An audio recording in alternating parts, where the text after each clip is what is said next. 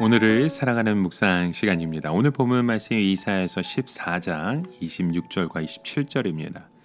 이것이 온 세계를 향하여 정한 경영이며 이것이 열방을 향하여 편 손이라 하셨나니 만군의 여호와께서 경영하셨은즉 누가 능히 그것을 패하며 그 손을 펴셨은즉 누가 능히 그것을 돌이키랴.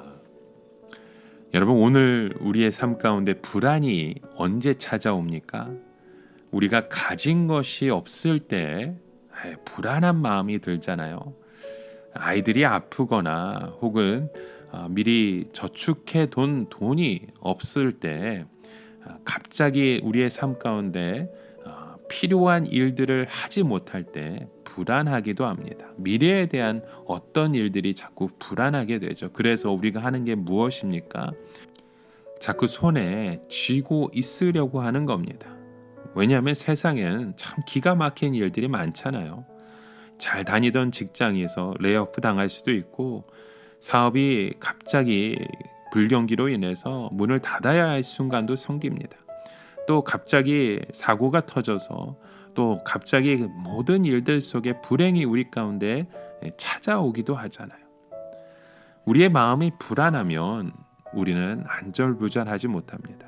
그래서 하나님은 뭐라고 말씀합니까? 이 세상이 아무리 예측할 수 없고 변하더라도 유일하게 확실한 그 안전한 곳이 있다는 말씀을 하시잖아요. 바로 사명을 다하고 있는 교회라는 곳입니다. 예루살렘이 부족하지만 말씀을 붙들고 죄와 싸우는 일을 다하고 있는 이상 이 아수르라는 나라는 결코 예루살렘은 넘지 못하고 거기서 끝장이 난다는 것입니다. 우리는 여기서 깨달을 것이 있습니다. 아수르가 사마리아는 멸망시켰는데 예루살렘을 멸망시키지 못한 이유가 무엇입니까? 사마리아는 이미 교회가 아니었기 때문입니다. 사마리아는 이미 세상의 나라로 변해 있었죠. 돈도 많았고 군사력은 유다보다 강했습니다. 하지만 아수르를 감당하지 못했습니다. 100년 뒤에는 아수르를 물리쳤던 예루살렘이 바벨론에 의해 멸망을 당합니다.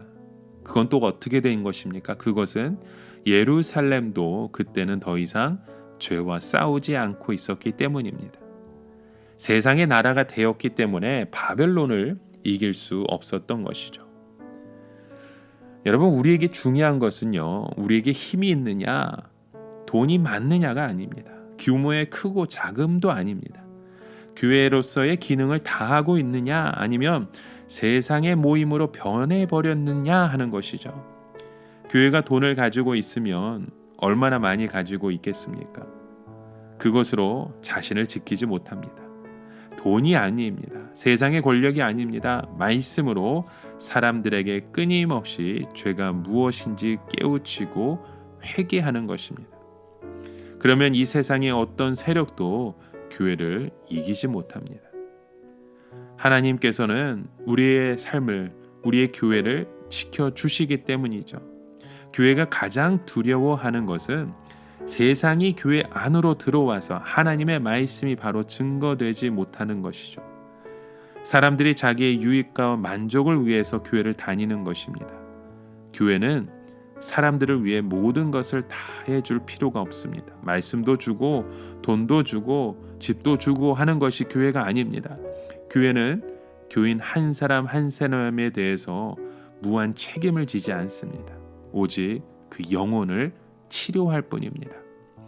그러면 스스로의 힘으로 일어설 수 있는 것이죠. 바른 말씀이 선포되는 교회를 하나님께서 특별한 능력으로 지켜주십니다. 그렇다면 아수르 같은 악의 나라가 있을 때 교회가 좀 더 적극적으로 싸우는 것은 어떨까요? 예를 들어서 십자군 같은 군대를 조직해서 더 적극적으로 싸울 수 있잖아요. 우리에게 중요한 예가 되는 것이 히틀러 때 독일 교회가 취한 입장이었습니다. 독일 교회는 히틀러를 지지했죠.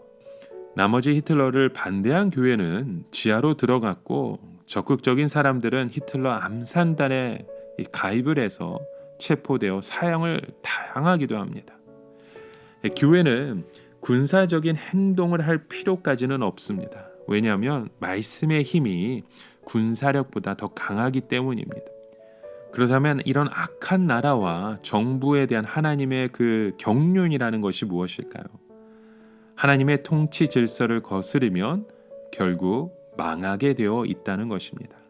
기업도 마찬가지죠. 굳이 신앙까지 들먹이지 않아도 상식적으로 생각했을 때 정도를 지나치면 반드시 비극산 대가를 지불하게 되어 있는 것이 하나님의 원리이고 경륜입니다.